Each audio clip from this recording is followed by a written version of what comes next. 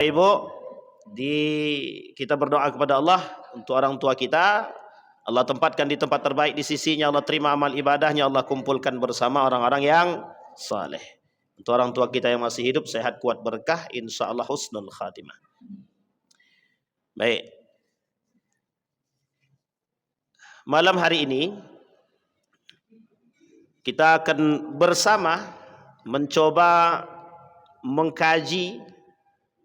Tapi saya minta maaf, ini judulnya agak sedikit serius.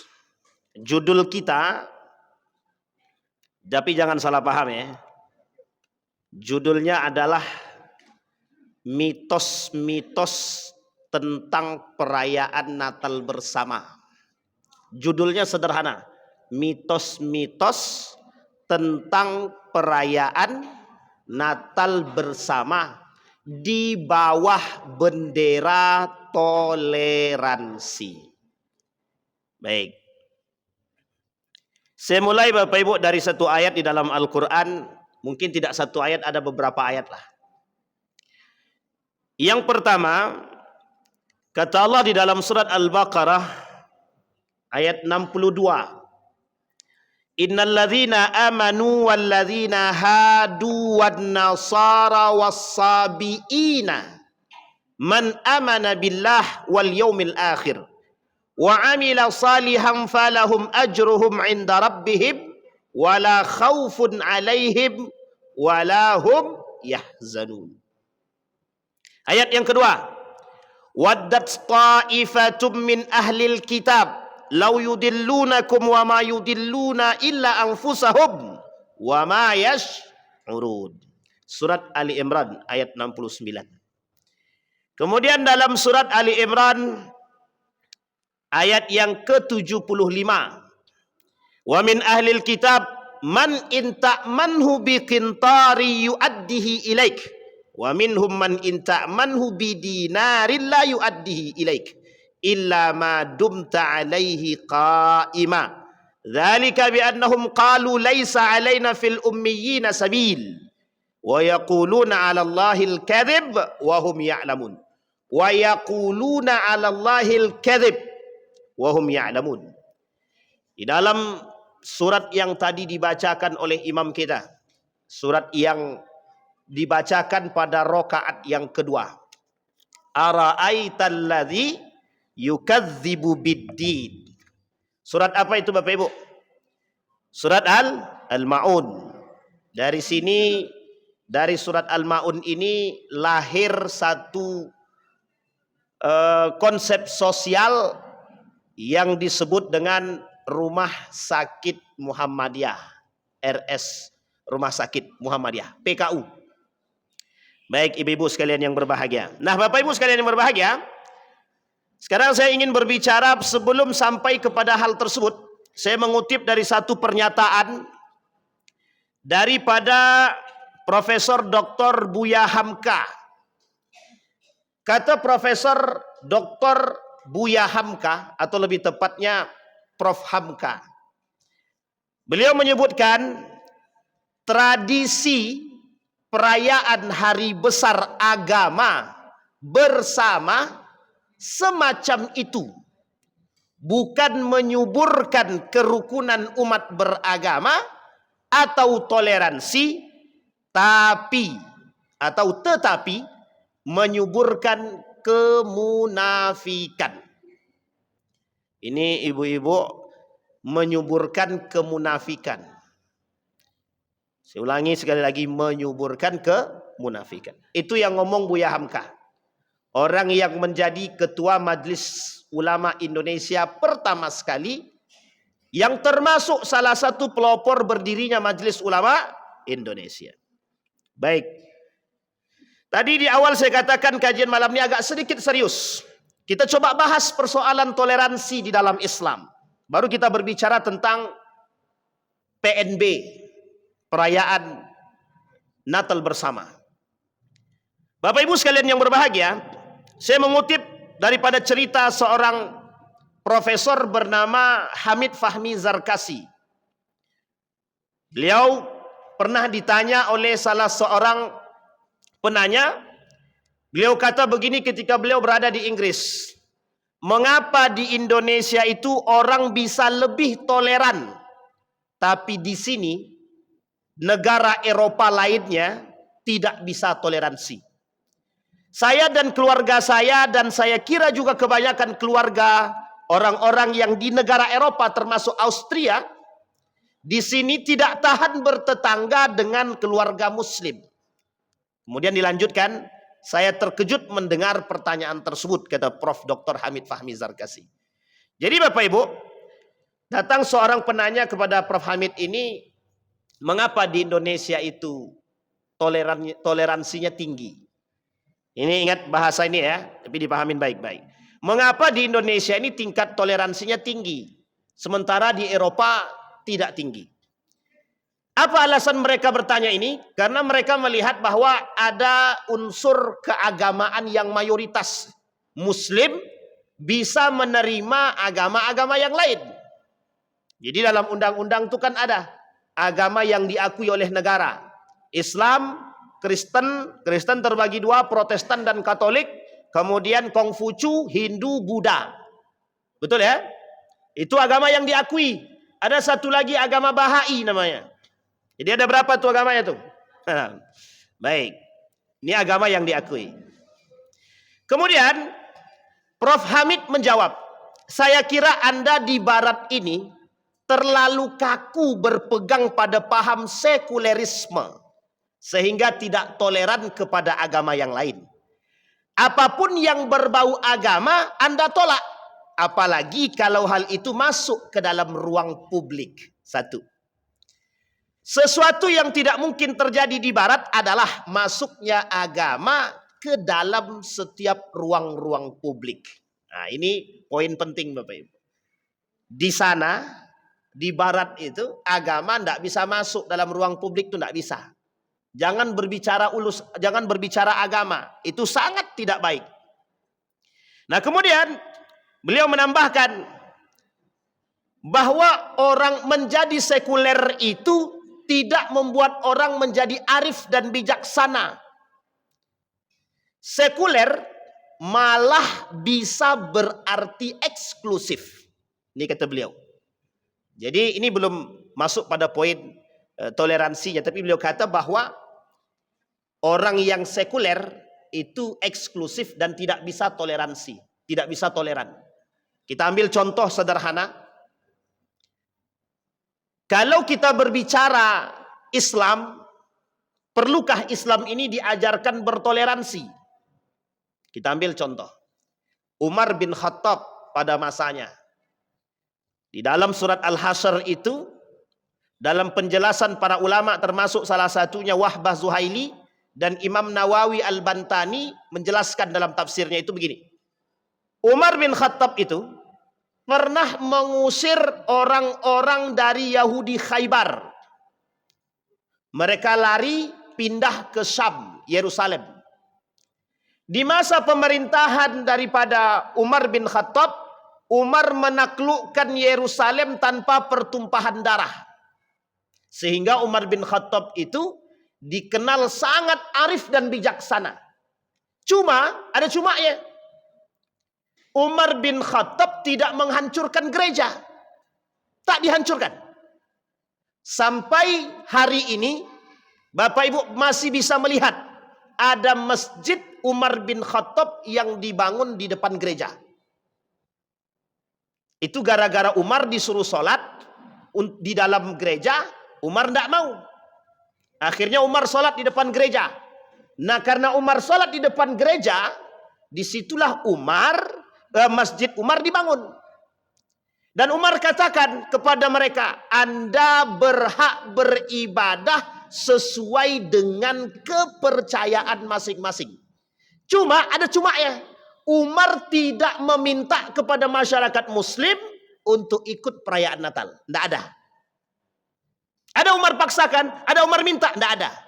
Justru Umar bin Khattab tidak mengharuskan dan mewajibkan, bahkan tidak mengajak orang-orang untuk melakukan perayaan Natal bersama. Pertanyaannya berbeda Ustadz. Apakah ada perbedaan masa Umar dengan sekarang? Dalam urusan ini tak ada perbedaan. Sama sekali tak ada perbedaan. Justru Umar pada saat itu sangat menghargai agama-agama yang lain. Itu satu. Nah, di sini Bapak Ibu persoalannya. Maka Bapak Ibu sekalian yang berbahagia, orang Barat itu sangat tidak toleran terhadap agama Islam. Sangat tidak toleran. Bapak Ibu boleh lihat ya kekerasan-kekerasan yang terjadi. Kita ambil contoh India. Kalau kita berbicara toleransi dalam agama, kita lihat India. Apa yang dia lakukan terhadap, mohon maaf, terhadap umat-umat muslim yang ada di sana. Habis, Pak. Habis. Makanya ketika di Indonesia, orang-orang yang beragama yang lain tidak akan mengalami hal yang serupa. Tidak mengalami hal yang serupa seperti yang terjadi di India. Ketika pada masa Ratu Elizabeth, itu umat muslim dibunuh. Tidak ada istilah toleransi di situ. Bahkan tidak diberikan kebebasan beragama terhadap agama yang lain. Uniknya, termasuk negara pengusung urusan toleransi. Termasuk negara yang mengusung toleransi. Pertanyaannya, toleransi apa yang dimaksud? Toleransi kepada agama mereka, tapi tidak bertoleransi kepada agama Islam. Sampai di sini bisa dipahami Bapak Ibu ya? Baik, satu. Sekarang kita lihat Bapak Ibu. Ketika Prof. Hamid itu, beliau diundang ke salah satu universitas. Ada yang bertanya begini. Prof. Hamid bertanya kepada beberapa dosen yang ada di universitas yang di Inggris tersebut. Beliau tanya begini. Apakah mereka setuju dengan faham-faham feminisme, kesetaraan gender, pluralisme agama, liberalisme pemikiran? Dijawab sama dosen-dosen di sana. Kata dosen itu, tidak. Kami justru tidak menyukai adanya unsur pluralisme dalam agama. Ini menunjukkan betapa sebenarnya pemikiran-pemikiran pluralisme agama ini dipaksakan untuk dimasukkan ke setiap negara. Bukan hanya Indonesia, tapi di beberapa negara. Mereka jawab, pluralisme teologi ini adalah proyek Amerika, kata mereka. Nanti apa kaitannya dengan yang kita sampaikan? Kita coba cek. Apa kata mereka lanjutnya? Liberalisme adalah omong kosong. Ini biar kita umat muslim ini tahu. Sekarang saya tengok di berita media sosial itu lagi rame Ulil Absar Abdallah. Betul ya Bapak Ibu ya, lagi rame tuh di media sosial. Keluar terus dia. Setelah kasus dia kemarin itu, sekarang keluar itu. Ulil Absar ditolak di Malaysia karena pemikiran dia. Ulil Absar menolak kebenaran Al-Quran, misalkan dalam poin-poin tertentu itu ada disampaikan itu. Dan ini adalah persoalan liberalisme. Nah Bapak Ibu sekalian yang berbahagia, di dalam Islam itu ada kelompok-kelompok yang memang mereka Muslim, tapi ada di antara mereka yang Muslim ini yang juga cukup liberal gaya berpikir mereka, yang mendukung pluralisme agama. Termasuk salah satunya yang kita sebut tadi, nama yang tadi kita sebut. Dan ada lagi para ulama yang dianggap ulama, kita sebut namanya Nasir Hamid, Abu Zaid, dan Arqaud. Mereka berdua mengingkari otentisitas daripada Al-Quran itu sendiri. Apa itu? Otentik, keaslian daripada Al-Quran. Sehingga ketika kita berbicara toleransi dalam Al-Quran, persatuan dan ukhuwah, mereka tidak mau terima. Disinilah poin penting bahwa umat muslim hari ini sedang dipaksakan untuk menerima kondisi tersebut. Baik Bapak Ibu. Kemudian Bapak Ibu sekalian yang berbahagia, disampaikan oleh Prof. Hamid itu begini. Untuk memojokkan agama, Jack Nelson, Palmer, melacak kandungan Al-Quran dan Bible. Ia lalu menulis buku berjudul Is Religion Killing Us? Evident in the Bible and the Quran. Kesimpulannya adalah bahwa kedua kitab itu memerintahkan melakukan pembunuhan. Ini mengatakan bahwa Al-Quran tidak berbicara toleransi. Dia mengatakan bahwa Al-Quran itu mengajarkan umatnya membunuh. Kalau diajarkan karakter pembunuh kepada umat muslim, berarti umat muslim itu tidak toleran. Tidak toleran. Nah, ini poin penting. Baik. Ketika beliau sampai di Inggris juga, pada poin kedua, beliau bilang begini, beliau melihat di depan gereja itu ada tulisan all race, all nation, all religion, but one God. Beliau sampaikan, siapapun di gereja ini, di depan gereja itu ada tulisannya, semua agama, semua ras, semua negara, kita sama. Tuhan kita satu. Jadi semua agama, tapi Tuhannya satu. Bisa dipahami Bapak Ibu maksud ini? Artinya pluralisme agama. Artinya adalah pluralisme agama. Baik, ini saya masih sampaikan Bapak Ibu. Kemudian beliau mengatakan, kata Profesor Dr. Hamid Fahmi Zarkasi, seharusnya toleransi itu tidak perlu masuk dalam ranah pluralisme.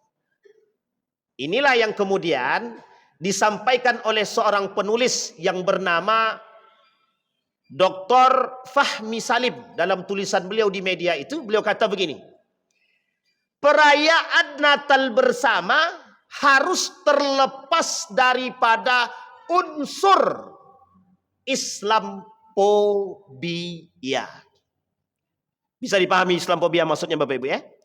Pembenci atau kebencian terhadap Islam. Persoalannya Bapak Ibu sekalian yang berbahagia, selama ini yang dipojokkan itu adalah Islam.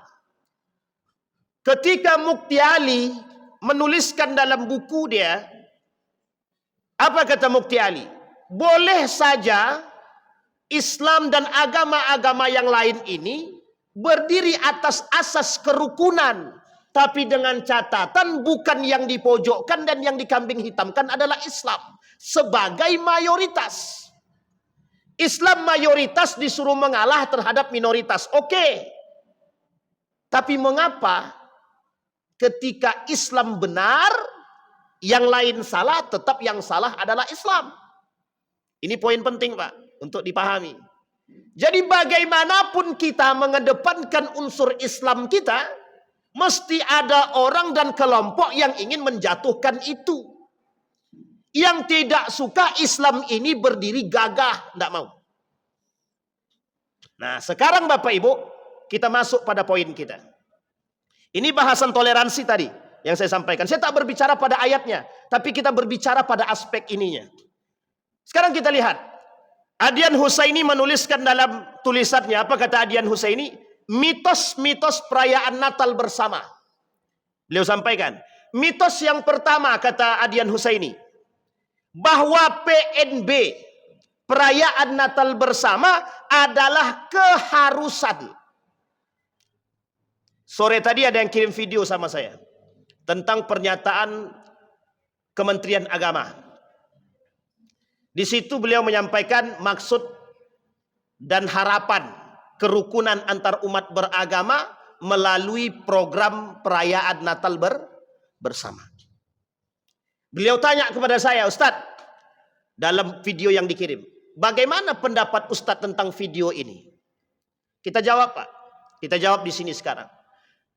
Yang pertama Bapak Ibu sekalian yang berbahagia, yang disampaikan oleh Fahmi Salim dalam pandangannya, Menteri Agama bukan hanya untuk Islam saja, tapi adalah untuk agama yang lain. Sehingga ketika Menteri Agama ikut turun, misalkan diundang beliau untuk datang dalam perayaan Natal, maka itu sah saja dan dibenarkan oleh sebagian para ulama untuk datang sebagai seorang pejabat atau menteri negara dalam urusan ini. Kalau dalam urusan pribadi dia, maka berbeda lagi. Ini dalam urusan kenegaraan. Bisa dipahami ya Bapak Ibu ya? Tapi kata beliau, jika unsur ini, kata Ustaz Fahmi Salim, jika seandainya program ini disusupi oleh program Islamophobia, maka ini menjadi musuh kita bersama. Artinya, harus kita lawan. Harus kita lawan. Itu yang pertama. Yang kedua, kata Dr. Adyan Husaini, tidak semestinya seorang pemimpin yang mengerti agama mengajak umat muslim untuk menentang fatwa Majelis Ulama Indonesia 1981. Apa fatwanya? Haram bagi umat muslim mengikuti perayaan Natal. Haram. Itu Majelis Ulama Indonesia. Baik Bapak Ibu. Bisa dipahami sampai sini Bapak Ibu ya? Kenapa ini perlu kita sampaikan? Bentar lagi Pak. Bentar lagi. Ini adalah kekufuran yang selalu terjadi dalam urusan tahunan. Dan menjadi penyakit tahunan. Salah satu yang mendebat Majelis Ulama Indonesia adalah umat muslim. Yang menggugat untuk menarik kembali fatwa tersebut. Yang digugat Majelis Ulama Indonesia. Kata mereka tolong cabut fatwa tersebut. Artinya kalau fatwa ini dicabut, umat muslim disuruh untuk mengikuti perayaan. Apa kata Nabi dalam hadisnya? Laisa minna man amila sunnata bi ghairina. Atau dalam hadis yang lain, man tashabbaha biqaumin fahuwa min. Kata Nabi. Yang pertama, orang yang melakukan tradisi-tradisi selain daripada Islam, mereka bukan dari golonganku, kata Nabi. Itu umat muslim. Yang kedua, orang yang menyerupai perbuatan orang kafir, dia sama seperti orang kafir. Meskipun menurut Mustafa Ya'qub, Ali Mustafa Ya'qub, hadis ini tidak tepat diartikan demikian. Tapi dalam pandangan sekian banyak para ulama menyampaikan hal tersebut sama. Man tashabbaha biqaumin fahuwa minhu. Yang menyerupai orang kafir, dia sama seperti kafir. Kita lihat nanti tradisinya Bapak Ibu. Nanti kita lihat tradisinya. Apa yang disampaikan oleh Abu Bakar?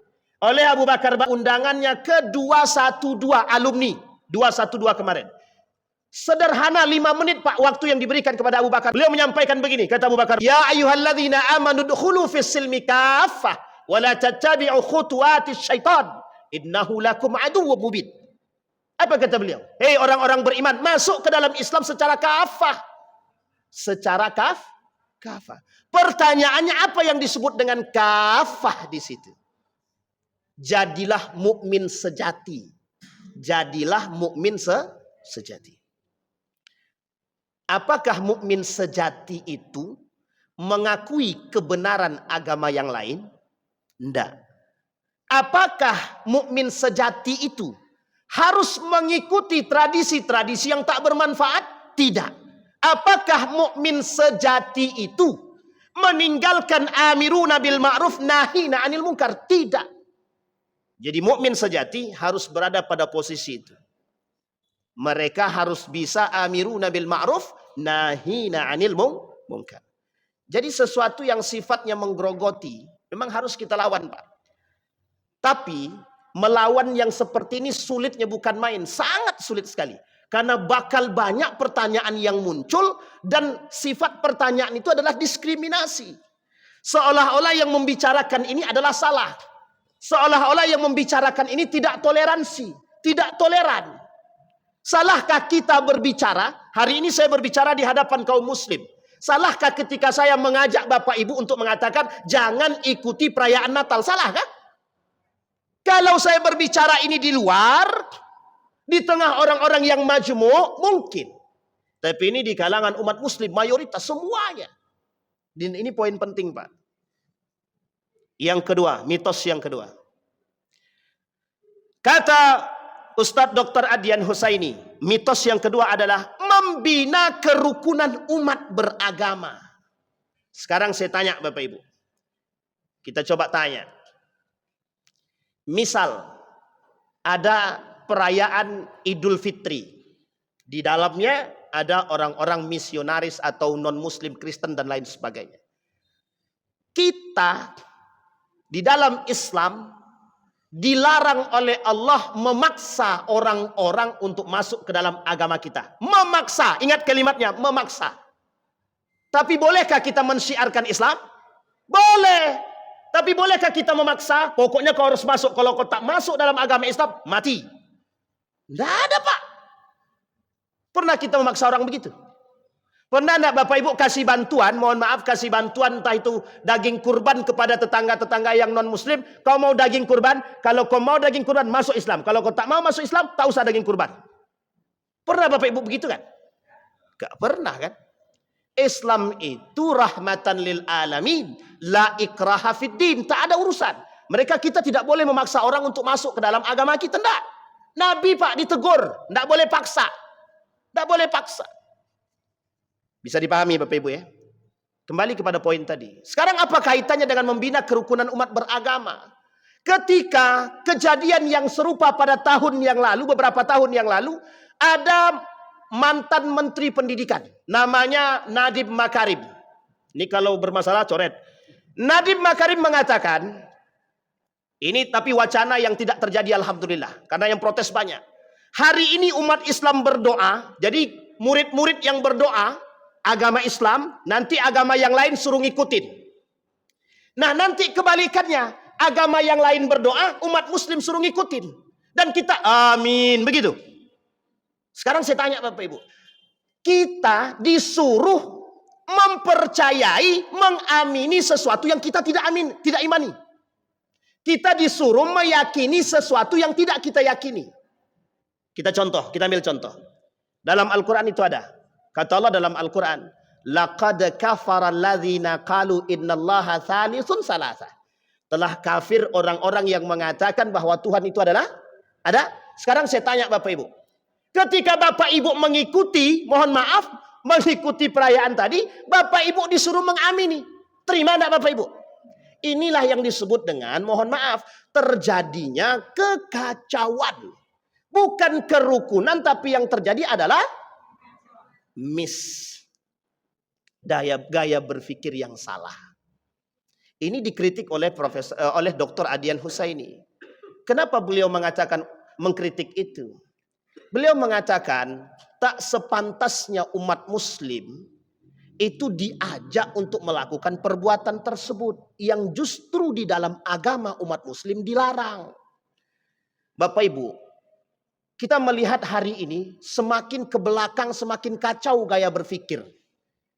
Semakin tidak sehat. Kemarin ada pertanyaan dari ketua kita itu. Kok orang hari ini itu akalnya kok pada berpikir tidak sehat? Ya gimana? Karena berada di antara orang-orang yang tidak sehat secara pikiran. Kita ini berat Pak. Berada di tengah, kita ini harus menjadi orang yang sehat pikiran di tengah orang-orang yang tidak sehat pikirannya. Bisa dipahami maksud bahasa ini? Bisa ya Bapak Ibu ya? Jadi kita dipaksakan untuk tidak sehat juga. Ini poin penting Pak. Sekarang kita lihat.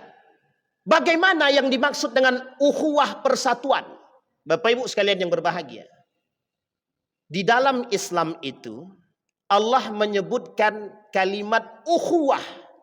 Allah tak sebutkan ittihad. Al-ittihadu asasun najah. Persatuan itu adalah simbol kesuksesan. Tapi Allah tak sebut dalam Al-Quran kalimatnya ittahidu, bukan. Tapi Allah gunakan kalimatnya di dalam Al-Quran dua. Yang satu Allah pakai i'tasimu. Wa'tasimu bihablillah. Dalam surat Ali Imran itu. Allah gunakan kalimatnya apa? I'tisam. Bapak Ibu harus tahu arti i'tisam itu. Apa arti i'tisam itu? Berpegang dengan tali Allah. Sandarannya apa? Iman. Sekarang saya tanya, ukhuwah itu sandarannya apa? Iman. Jadi Islam tidak bisa diajarkan untuk mempersaudarakan orang lain. Karena dalam Islam pasti orang mukmin itu mempersaudarakan. Kita ini disatukan dengan iman. Innamal mu'minuna ikhwah fa aslihu baina akhawaikum. Kita sesama mukmin ini bersaudara. Maka Allah sebut Pak, i'tasimu bihablillah, berpegang teguh kalian dengan tali Allah. Maksud itu sederhana Pak, maksudnya sederhana banget. Apa maksudnya Pak? kekacauan di akhir zaman itu banyak sekali, termasuk runtuhnya akidah. Salah satu program yang menyerupai program dan tradisi yang menyerupai pendangkalan akidah adalah yang tadi kita sebutkan. Pendangkalan akidah melalui sandaran sederhana yang kita sebut dengan toleransi. Tapi tidak bersandarkan pada kalimat i'tisam dan tidak bersandarkan pada kalimat wa'tasimu. Pada kalimat ukhuwah. Jadi jangan salah paham, Pak. Islam sangat menjaga kerukunan. Jangan ajarkan kerukunan itu kembali dengan cara yang mohon maaf harus menerobos batas-batas agama. Ini poin penting, Pak. Yang ketiga, sebelum kita tutup, bahwa di dalam PNB, perayaan Natal bersama itu, orang Muslim hanya menghadiri acara non-ritual, bukan acara ritual. Kita tidak bisa bedakan mana yang non-ritual dan ritual, nggak bisa kita bedakan, Pak. Jadi sebaiknya jangan datang. Makanya karena kita tidak mengerti, kita tidak paham, kita tidak tahu ritual atau non-ritual itu seperti apa dalam tradisi mereka, kita tidak usah ngikutin. Lebih aman bagi kita. Bisa dipahami Bapak Ibu ya? Ini saya bukan mengkritik beliau. Bukan mengkritik. Tetapi lebih tepat kita mengatakan setidaknya tolong dipertimbangkan kalimat itu. Majelis Ulama Indonesia bukanlah orang yang bodoh. Sehingga mereka punya pertimbangan yang besar untuk mengembalikan ruh Islam, nilai-nilai agama. Bisa dipahami ya Bapak Ibu ya? Kenapa tulisan ini muncul? Perhatiannya mereka terhadap rusaknya akidah hari ini ternyata serius. Coba bayangkan Pak, tidak terpikir oleh kita bahwa muncul pernyataan hal demikian. Kita diharuskan untuk mengikuti perbuatan tersebut. Memang tidak bersifat paksaan.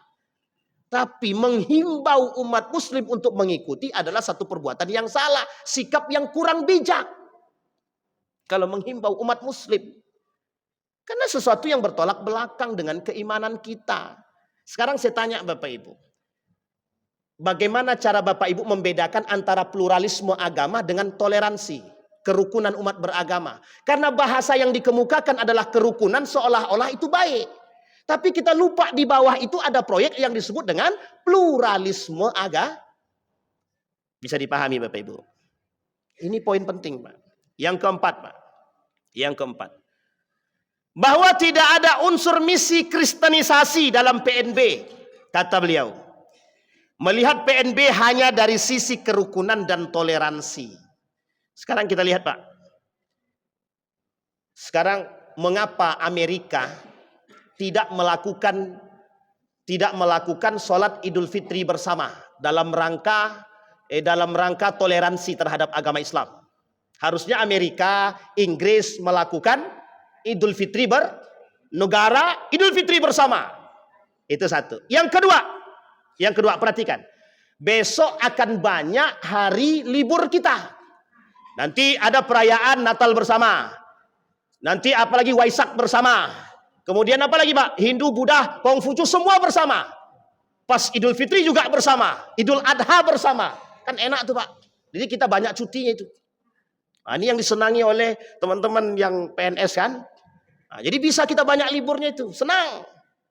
Sekarang pertanyaannya adalah, mungkinkah kerukunan itu akan nampak? Maka kata Buya Hamka, ini bukan menyuburkan kerukunan, tapi justru sebaliknya menyuburkan kemunafikan. Salah satu gembong daripada kaum liberal di Indonesia ini adalah Ulil Absar Abdallah. Sekarang setelah kasus di beliau yang kemarin, diangkat kembali Pak, kasus-kasus yang lama itu. Ditampilkan siapa sebenarnya Ulil itu. Jadi kita nih, setelah itu muncul lagi perempuan yang kemarin kita pernah tampilkan di sini. Prof. Musda Mulia. Dan kita lihat sekarang muncul lagi orang-orang yang dulu, mohon maaf ya, yang berkecimpung dalam dunia liberalisme, balik lagi Pak, muncul lagi orang-orang tersebut. Bayangkan Pak, hanya untuk menghancurkan satu agama. Hanya untuk merusak satu agama. Islam. Hanya untuk melakukan proyek pendangkalan akidah terhadap siapa? Umat muslim. Kita semua. Jadi kira-kira serius nggak mereka itu? Serius nggak?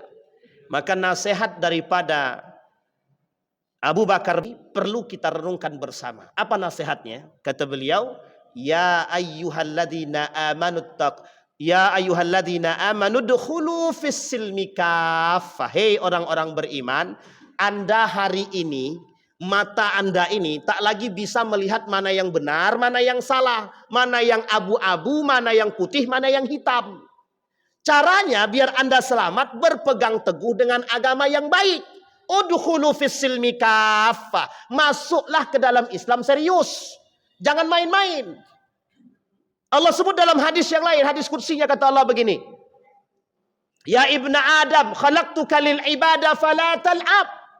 Anak Bani Adam, aku ciptakan kalian, kata Allah dalam hadis qudsi, untuk beribadah, jangan main-main.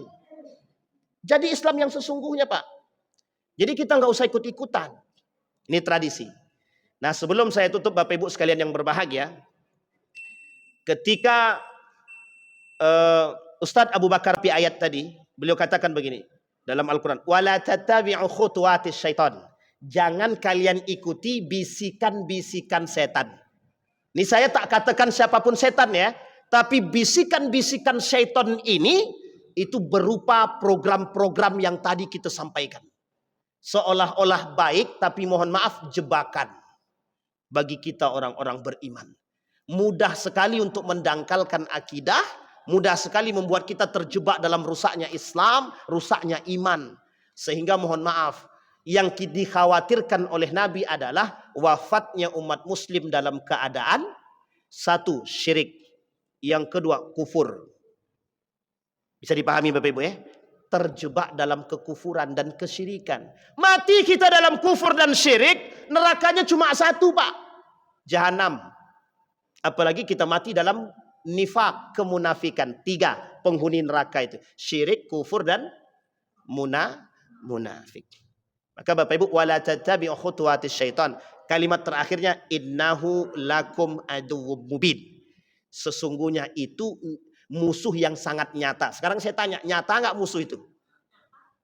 Pertanyaannya, setannya nampak nggak? Setannya nggak nampak. Manusia yang menyerupai setan itu yang paling banyak sekarang. Bisa dipahami Bapak Ibu ya? Nah Bapak Ibu, yang terakhir, di Desember itu mesti ada 2 hal yang harus kita hindari. Yang terakhir adalah perayaan tahun baik. Umat muslim saya menghimbaunya muslim, bukan mukmin lagi. Kalau mukmin seharusnya memang tidak melakukan. Tapi kita mengatakan kepada umat muslim, tinggalkanlah yang tidak bermanfaat bagi dirimu. Sesungguhnya perayaan tahun baru juga bukan dari muslim, tapi dari orang kafir. Semua nama bulan itu mereka yang buat. Dan nama bulan itu semuanya nama-nama dewa. Jadi kita mengikuti perayaan itu, tahun baru. Mohon maaf Pak, ini yang disebut mantasyabbaha biqaumin, menyerupai. Sekarang saya tanya, itu tradisi siapa? Tradisi orang kafir. Kita ngikut. Kalau ngikut berarti sunnah. Tradisinya mereka. Perbuatan mereka. Kata Nabi, bukan dari golonganku. Kalau menyerupai, pakai pakaian atribut, memakai pakaian yang lain, ada bunganya dan lain sebagainya, gimana Pak? Sama. Haram. Kata Majelis Ulama Indonesia, haram. Bisa dipahami Bapak Ibu? Jaga keluarga kita, ku anfusakum wa ahlikum nar, yang paling dekat hari ini itu. Makanya dulu saya sampaikan beberapa waktu yang lalu, ummati kata Nabi, itu sangat relevan dengan sekarang. Ketakutan Nabi terhadap umatnya bukan persoalan yang pada masa itu, tapi persoalannya hari ini. Dekatnya umat Nabi Muhammad dengan kekufuran, kemunafikan, kesyirikan. Sehingga mohon maaf, jauh dari baginda Nabi Muhammad sallallahu alaihi wasallam. Mudah-mudahan bermanfaat, mudah-mudahan bisa diambil ibrah dan pelajaran, insyaallah bisa menambah keimanan dan keistiqamahan kita dalam beragama dan berakidah. Insyaallah kita selamat dunia akhirat. Fa'tabiru ya ulil absar la'allakum tuflihun. Assalamualaikum warahmatullahi wabarakatuh.